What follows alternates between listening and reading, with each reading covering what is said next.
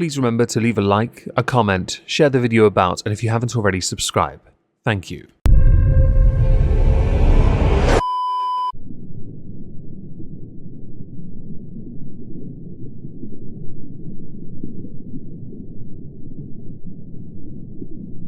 Well, isn't this just fantastic?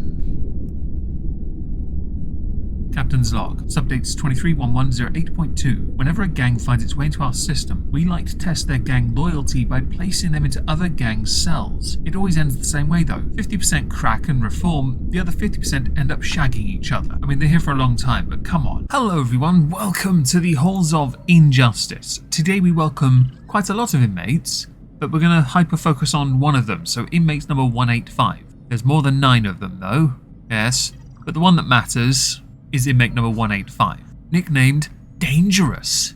How exciting. His name is Fortune Lawson. I was originally going to do a YouTube short on the Halls of Injustice YouTube channel, but I decided against it because this one's fascinating. Here is a mugshot of Fortune Lawson. Here is a mugshot of everyone else involved. There are some questions, obvious ones.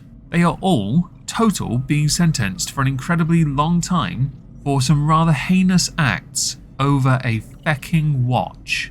Not even a joke. Over something as trivial as a status symbol worn on a wrist. A bit of bling. These men, cretins, are going to be spending the rest of their lives in one of these ISO cubes, and I can think of nobody more deserving than people who are so self-absorbed, so self-obsessed, so selfish that they would want to harm others over a watch. Granted, it was a Rolex, but you know what?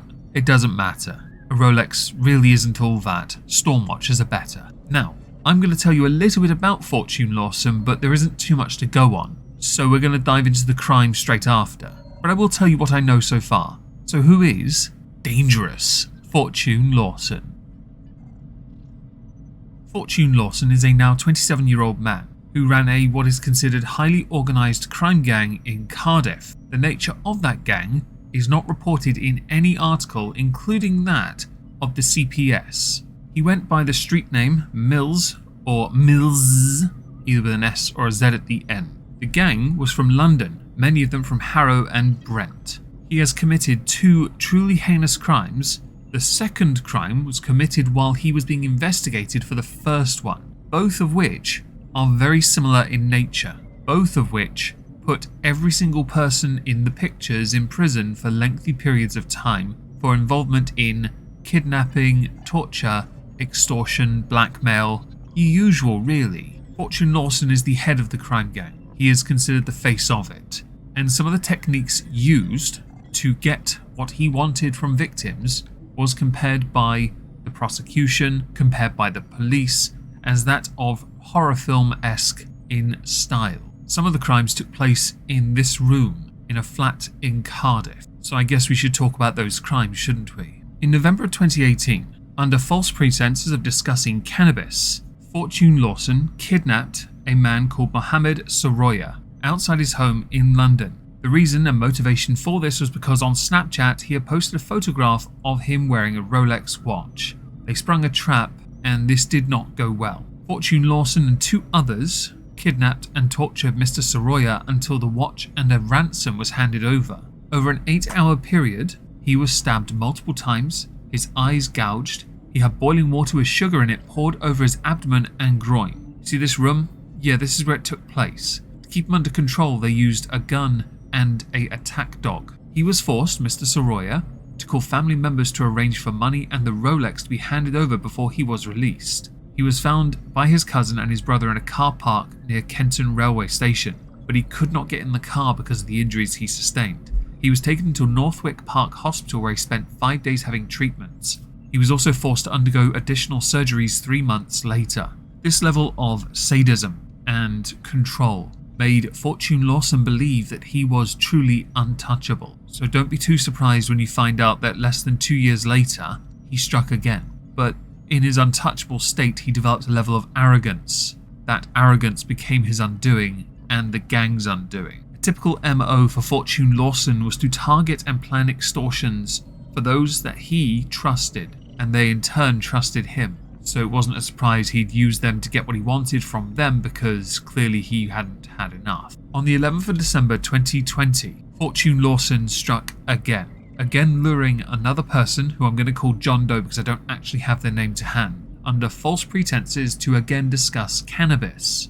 They picked this person up, drove him to a flat in Odette Court, Cardiff. He was put into an Audi Q5, blindfolded and handcuffed, where he was then transferred to Livingston Walk in Hemel Hempstead. They had pounced on this man, one wielding another gun. He was stripped, bound, beaten, waterboarded, and then put back in the car to be taken to Hemel Hempstead. What they did continued for over 25 hours, during which time they attempted to push his head into a toilet, used again an attack dog to control him. An agreement was reached between the victim's captors and his friend over the phone to pay £50,000 for his release, with the money to be collected from Bristol. But what the gang did not know was that the victim's friend was smart enough to call the police, and specialist hostage negotiators had overseen the ransom discussions, and inquiries had led police to identify where he was being held. Officers then raided the flat at the same time as the agreed money drop and found the victim bound, shaking, with the obvious signs of having been assaulted. But this wasn't the only one. See, the police had identified a second victim from DNA at the Cardiff flat. This person would reveal he was held against his will and subjected to violent assaults. He had been pounced upon by several men, threatened with a knife, wounded to the head and told to remain silent. From their accounts, investigators discovered that the victims of plot A and B, so what we just discussed in 2020 and this one, had been held in the flat at the same time. Fortune Lawson had even asked one to interpret what the other was saying. What had happened in 2018, the police were investigating Fortune Lawson for, but didn't have enough to go on until these arrests happened, because then they had properties they could search.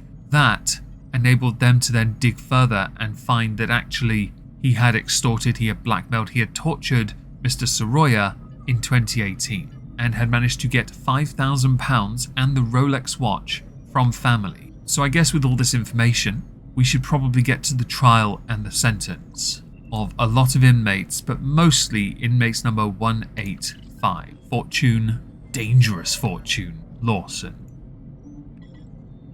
In total, 9 people were arrested. You have Fortune Lawson, Dawood Asadpour, Micaiah Mali, Arnold Fumumeya, Alexis Mutessa, Gideon Lawson, Ahmed Omar, Dennis Delishaj, and Stephen Isaac. Stephen Isaac's involvement was that his flat was the one being used to torture people in exchange for drugs. Omar was a lookout. Dennis was the ransom negotiator from 2020. Gideon is Fortune Lawson's brother. Alexis is the muscle of the group, along with Arnold and Micaiah Mali. Dawood Asadpour played a leading role in the acts of torture with Fortune Lawson and Micaiah Mali. It took the police 3 years to get this to go to court. This was confirmed by Darren George, who is the Detective Superintendent and head of the South Wales Police Major Crime Investigation Team, who had said this has been one of the UK's most complicated kidnap investigations in recent times, and it has taken 3 years to convict 9 individuals. Because they all did no comment and not guilty, when this went to trial, all the events discussed in the crime were laid bare during the trial, verbatim in fact. The only difference being there were additional details they knew, for example, Mr. Ibrahimi being the victim from 2020 who I had called John Doe, a name I did not know until that moment. They had used cable ties as suitable restraint along with ropes, and that in this instance, in 2020 they had attempted and threatened to use boiling water from a kettle in the waterboarding. Fortune Lawson had also attended the flat in the early hours of the morning when they were about to get arrested, and he had been bragging that he had done similar kidnappings in other cities, including Sheffield and Leeds, because this was his gang life, to find, kidnap and extort.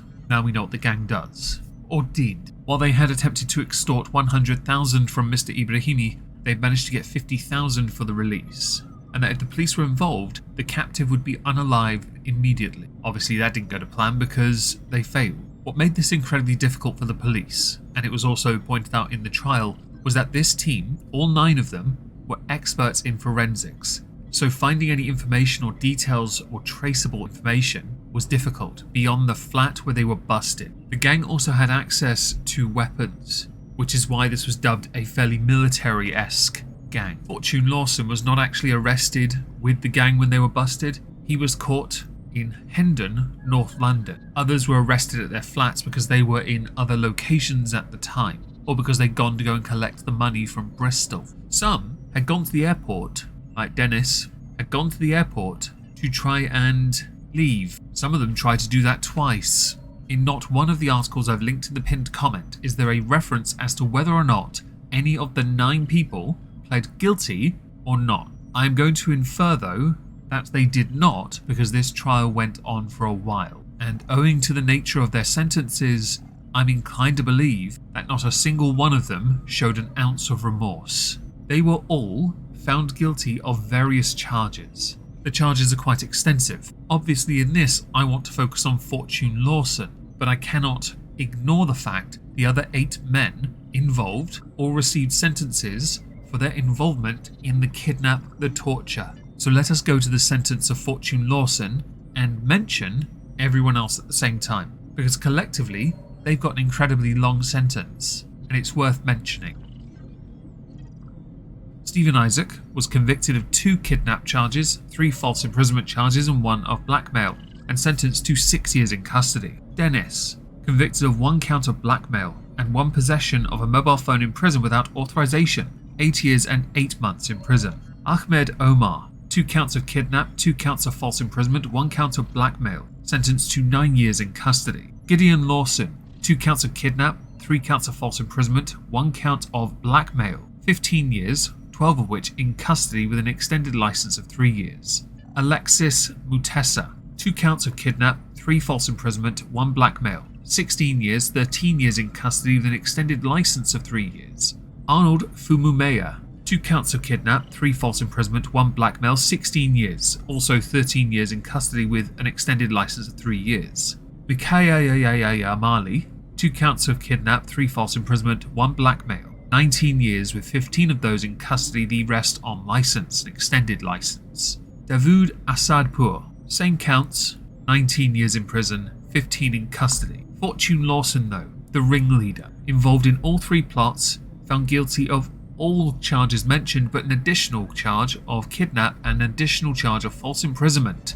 30 years in prison, 25 years of that in custody with an extended license of 5 years. I earlier mentioned he's only 27 years old. He has essentially thrown his life away because he'd rather extort people than simply do something with his life for better. And now he has a minimum of 25 years to think about. Not one of them deserves any less than the sentence they got. I'm somewhat impressed Dennis only got 8 years and 8 months since he twice tried to leave the country without authorization. All of you deserve this, and if you were sentenced by my ruling, you'd be on Titan working the mines for the rest of your lives.